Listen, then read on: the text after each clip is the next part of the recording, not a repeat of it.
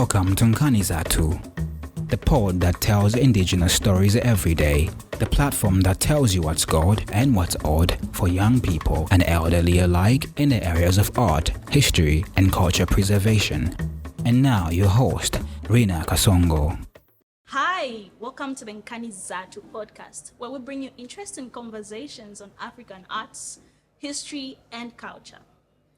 On today's episode, I am sitting down with a person I would describe as such a mom, There are moms and there are those moms that just love being a mom. I don't know how best to describe, but I am sitting down with Kayanda Besa, who's going to be sharing about children's storytelling. I know it's not a very Zambian thing sometimes where you get to have children go to bed, you read them a book and things like that. So this mom, that's why I'm saying she's such a mom, because she does all that and more. She really loves telling stories to her children. And one of her reasons is that it fulfills her, but also empowers the children to then be able to learn about life through those stories. Hi, Kayanda. Hi, Rinah. I'm so excited to be here. Yeah, we finally made it. Finally made it. It's been in the works for a while, so I'm really excited and honored to be here chatting with you about children's stories. Yep. Yeah, so... Nice. Because you're such a mom, you are such a mom. Wow, Rinah. What's the first thing you told your children, or rather one of your children, this morning? Good morning. Okay. But it's a pretty. I was telling you this before we started. It was pretty fun, or a very interesting story this morning. So I woke up. I have two kids. So there's Wila and WilaWane. One is 3, one is a year and a half. So this little one, she doesn't go to school yet, but she's an early riser. I don't know, maybe she's ready for school. So she was up by 6, and one of the first things she did was drag me to go and read a story with her. Literally at 6 in the morning before I bath and make breakfast. So we sat there on the floor for a few minutes, just reading a story about the moon. You accepted to read a story as a Zambian mom. No, it didn't take that much time, and obviously that's not our daily schedule because it's going to be practical. You know what I'm saying? It's not very Zambian that you have a mom take you you read a story with the baby and things like that. My mom, you wake her up in the morning when I was young, she'd be like, "Girl, I will slap you. I will slap the blood out of you." I don't know. First off, I love to read. I love to read. I've always loved to read. And a lot of it comes from my mom. My parents, actually, both my parents.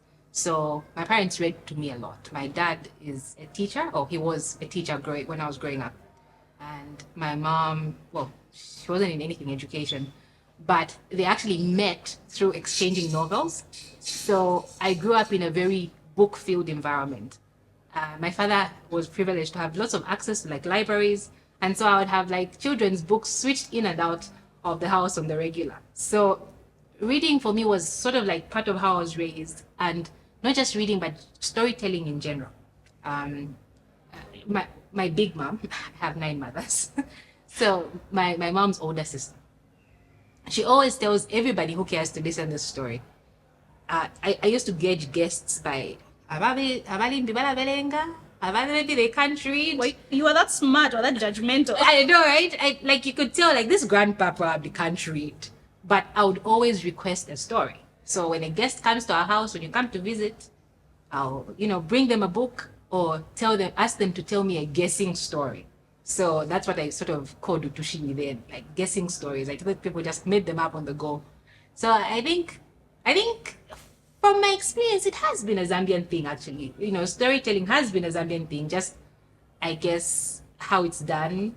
And maybe it's not as popular these days, but... Perhaps the format of the story. Exactly. Is, when you talk of reading, and why I'm saying not very Zambian, not that we don't embrace it, but it's just not very common that we get to have moms telling children stories. I mean, my grandma used to share Utushimi, but when it comes to reading the actual book, my mom wouldn't read those many books, but she would share Utushimi. So I think it's also about the packaging. The packaging. Perhaps is not very popular. Okay. Yeah, it makes sense. It makes sense. And also, now that you've mentioned when you were growing up, I imagine now I'm old and then a kid brings me a book to read. I wouldn't like that kid. The Zambian in me wouldn't like that. Rinah, you love stories. Why are you forcing me to read? Oh, well, you don't like my kids.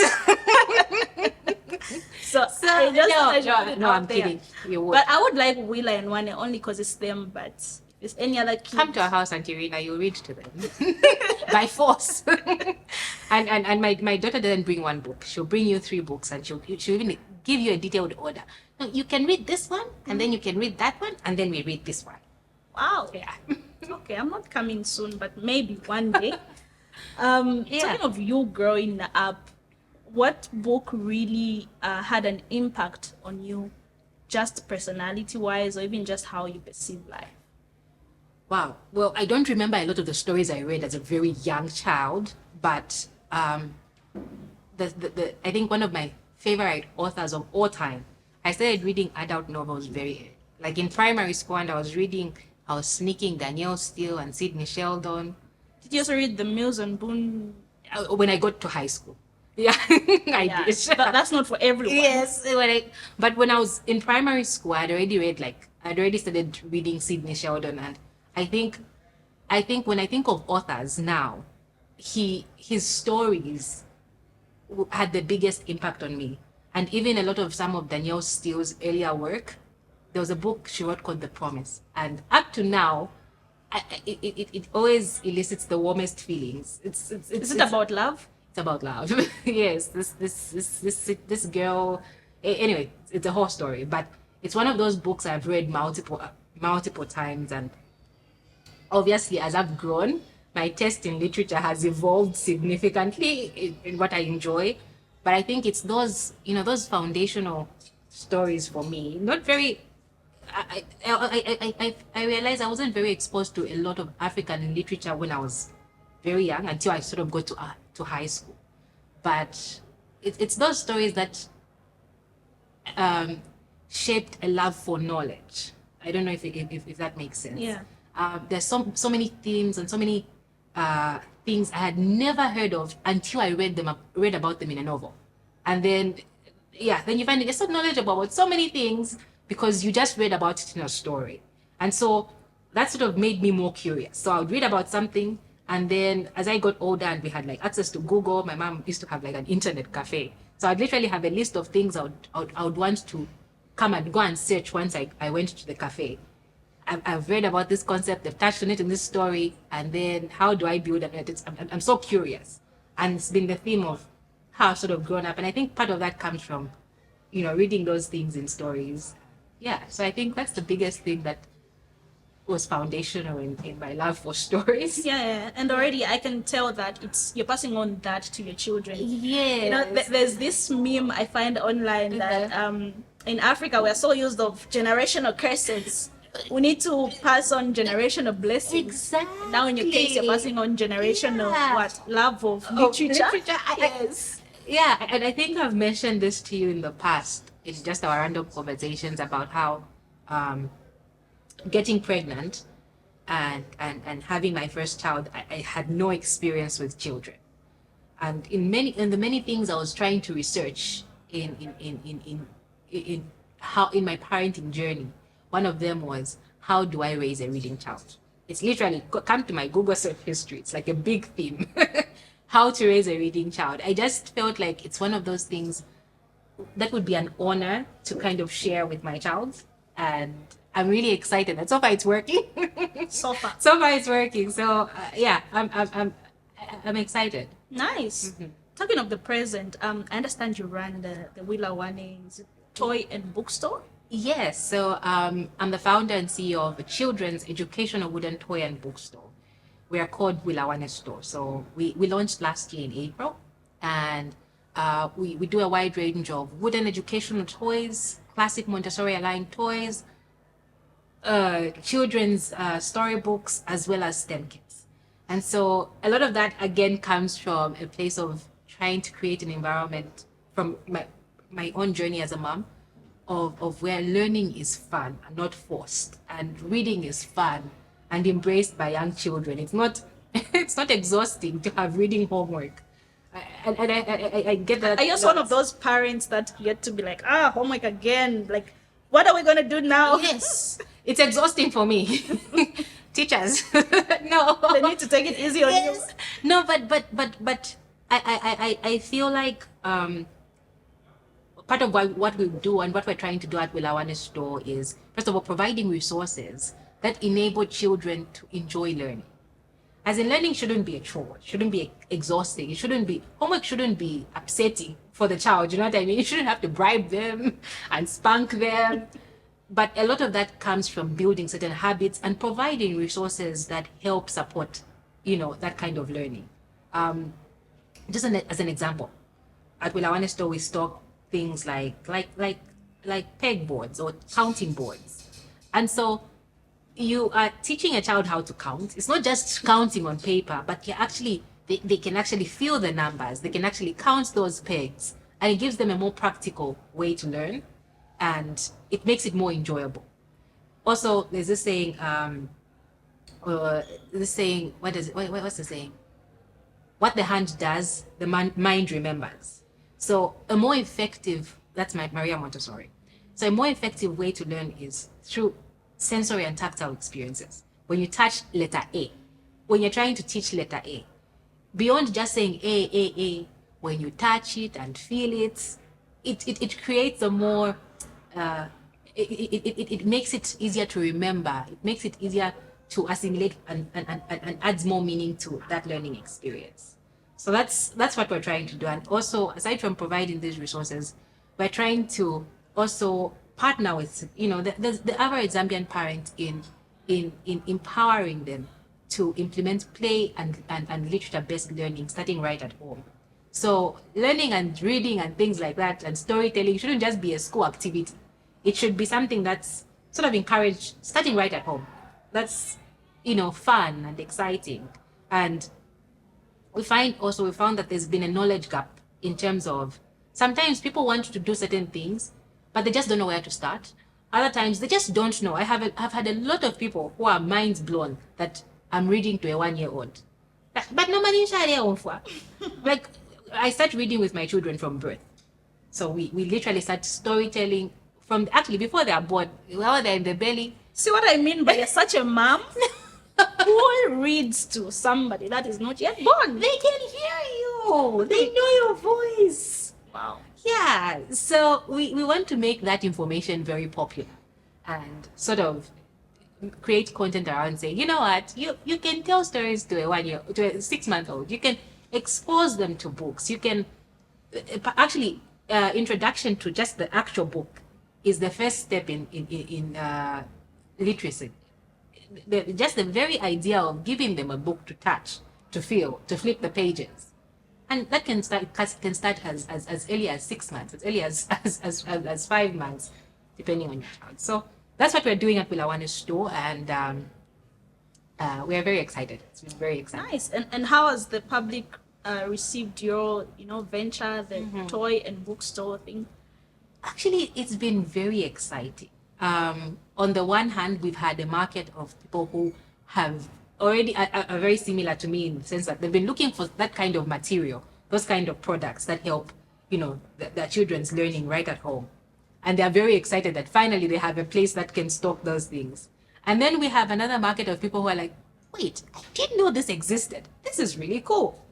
How do I incorporate this at home? And then we've also had a lot of interest from the educators themselves. I was actually, before this meeting, I was meeting some school with some products, and I was telling my husband as I left the meeting, like, the early childhood education teachers, I think, are the most fun crowd, because their excitement and passion about what they do blows my mind. They literally act like the child in the toy store when you bring them stuff. They say, oh my gosh, my middle class people would really love this. For my middle class, we're going to do this. It's so exciting to see how they are just really excited and can see the true value and how it can facilitate those learning experiences. Because really, children learn best through play. So we've received lots of great response. And I'm a first-time founder, so entrepreneurship is very, very new waters for me. I hope you don't do where you just see a cute baby and say, oh, have this toy. No, unfortunately. That would be nice though. But I give good discounts and Basela. So I don't know if that's healthy for the business. I know. But I think I've also been very intentional about trying to participate in programs that help me learn more about how to run a business and things like that. And so right now I'm doing something called the Standard Chartered Women in Tech. So I made it to the top 15. It's like this incubation talk. Thank you. Yeah, so it's been a great learning experience overall. And a lot of this, I'll tell you, really started from me wanting to share my love for reading with my kids. Really, that was the inspiration, and that's how I got into, wooden toys and everything. It really started from, how do I raise a reading child?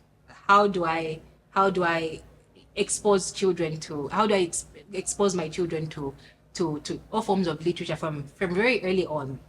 And yeah, it's been exciting.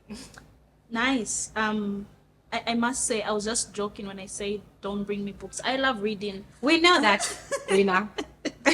Yeah. So, talking of reading and children's interest for that, is there a preference with when children are wanting literature? Like, do they easily go for Western materials or Zambian? And if so, why would children prefer, any other thing that is not African literature? I think the first thing is our children gravitate to what they're exposed to. As in, it's simple. You like what you know. You get what I mean? And so, actually, we've had conversations also around African or Zambian literature for children. It's still a growing market in that you don't just walk into a store and find a bunch of like Zambian authored children's storybooks. There's some that I think Sotren is doing. I've got some copies. There's some from Kulanda House, and those are really exciting. But to specifically answer your question, children like or are drawn to ultimately what they're exposed to. So you'll find, for the most part, at least with the kids I've interacted with, they are more drawn to the Western literature because it's what they're mostly exposed to.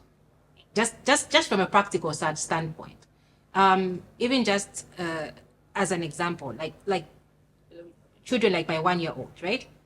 They like to flip through books, but they're not very gentle with those materials. They'll rip them, they'll try and eat them, and there's not a single local or African or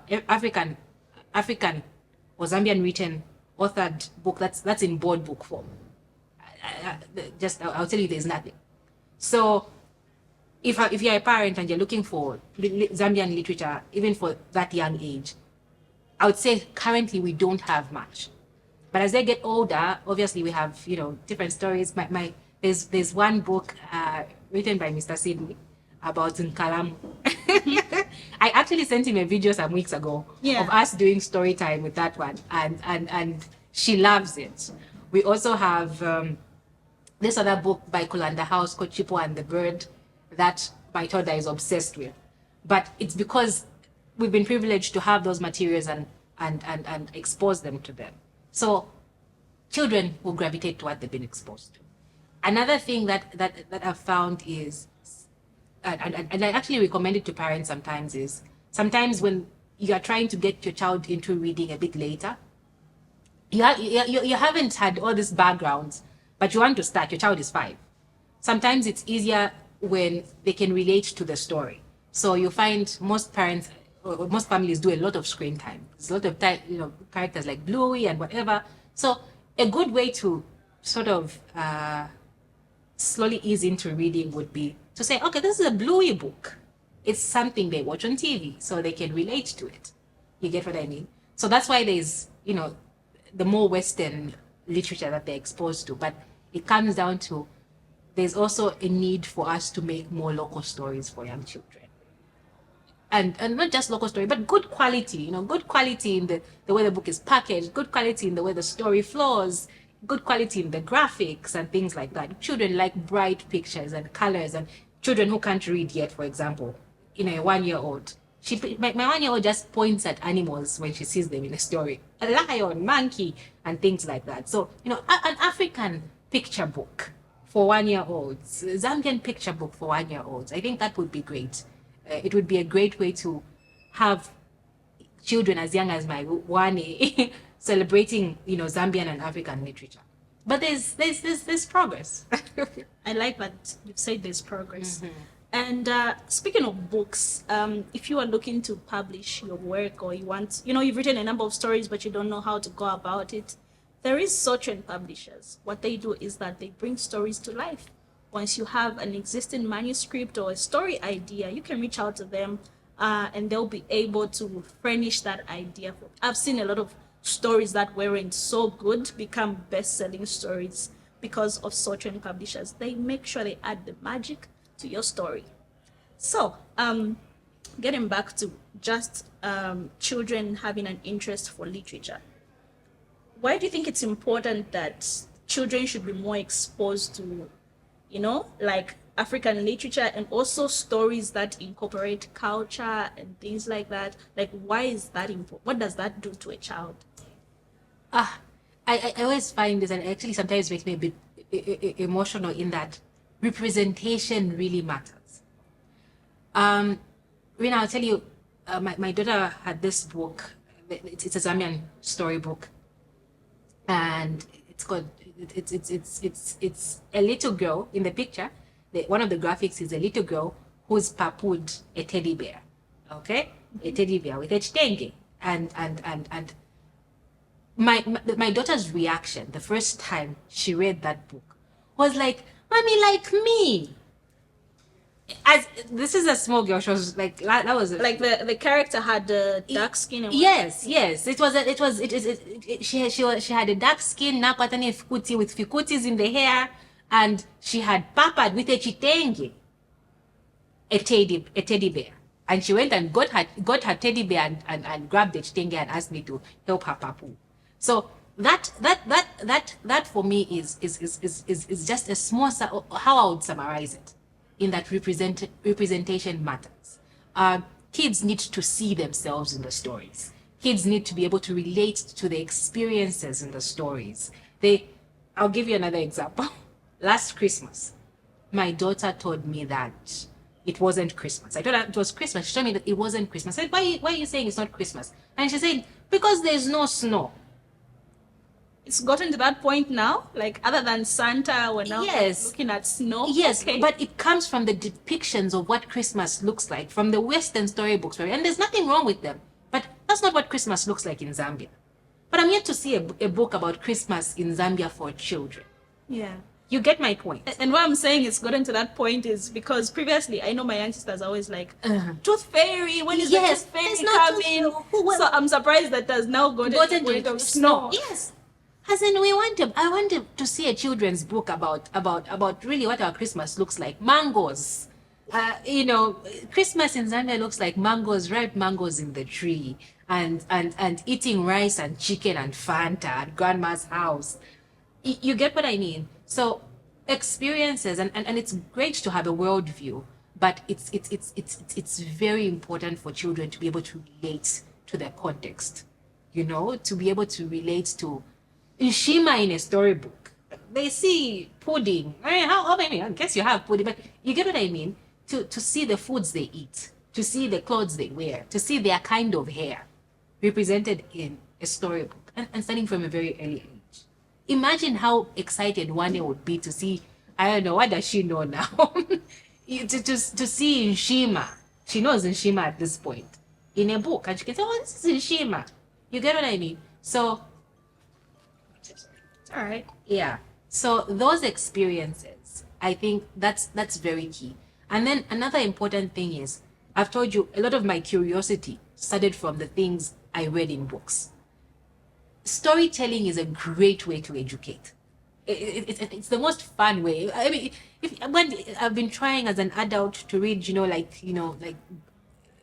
books that teach me something, like financial books and stuff, and sometimes it's exhausting. But if you put the same information in a story, I'll read it for days. So stories are a great way to teach our culture, to teach where we came from, to teach what people before us looked like.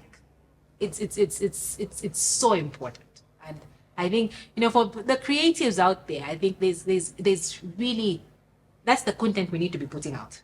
Yeah. So nice.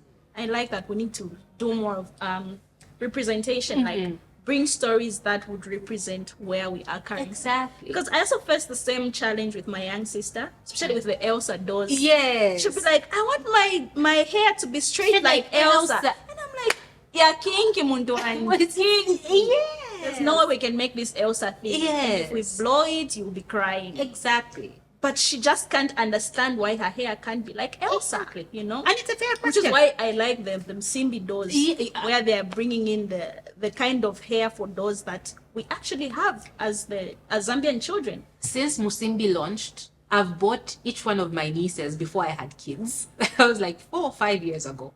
Every niece that was born, they all on their 3rd birthday, they get a Musimbi doll from me. And my daughter turned 3 last year, and the most exciting thing for me was to buy her a Musimbi doll finally. Because I just really, it comes down to, I'm so excited when I see myself and my children represented in our, in my space. So yeah, absolutely love it. Yeah. And then looking at your bookstore, right? Is it still online or you're moving physical as well? Okay, so currently we're still an online store. We deliver countrywide at fee. We also have an option for pickups and things like that. But I'm sure in coming months we'll have conversations around what having a physical store looks like. Okay. But also we are also very excited and hopeful that we can stock more African literature for more African and more Zambian literature. I was for actually young getting to children. that to say, how intentional are you about having more stock that's I am African? very intentional in that I've been literally looking around and hunting down Zambian authors and publishers. So we stock some from I think 3 places so far, but we're still trying to grow that. So from Sotren we have some from Kulanda House, and we have some from Teacher Ali.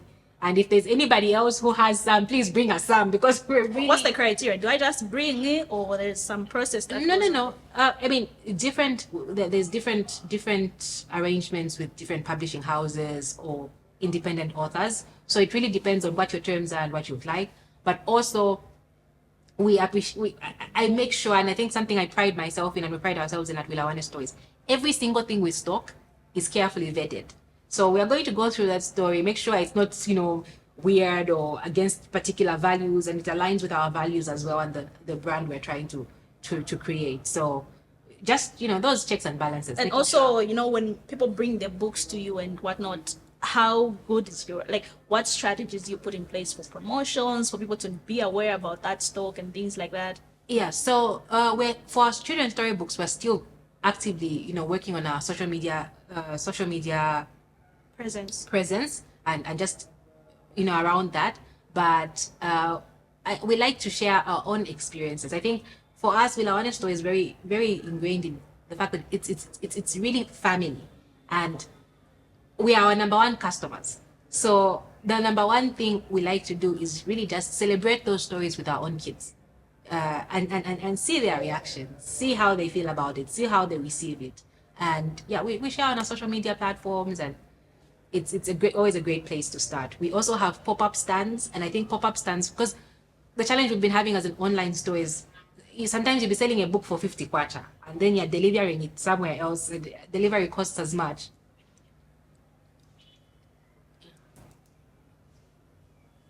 Okay, yeah, and delivery costs as much as as the book. So I think we really capitalize on when we have pop-up stands. So when we have a pop-up stand at different locations, sometimes we have pop-up stands at schools. So for some of the publishing houses that and story writers we've been working with, we are very intentional, if we're having a pop-up stand, to really highlight those stories. We're like, let me show you this book. And then even with the schools we are working with, we are very intentional in sharing with them what we have in terms of children's literature, and just trying to see if they would like to add those kinds of stories to their library. And so far we've had great feedback from schools, especially in the realization that yes, actually we only have Peter and Jane in our library. We don't have anything. So We don't have Mlenga. Yes, we don't have Mlenga and Chipo and and Kayanda and Musonda. So we And I think a lot of educators are also seeing that. And I've also felt the gap in that we don't have as much representation. So I think that's some of the things we do. And yeah. And that is the end of this conversation. We have been learning, and I have personally been listening and understanding more on how to just develop a child's interest for reading, because I have my own young sisters, and it hasn't been the easiest to just get them to be interested in reading and also perceive knowledge. So it's also a wake-up call for me to really be more intentional in how I am educating my young ones. I hope you have enjoyed this conversation. Many thanks to Soul Train Publishers for making this episode possible. They constantly power us up. And of course, Gobshots is right behind the camera. Until next time, goodbye.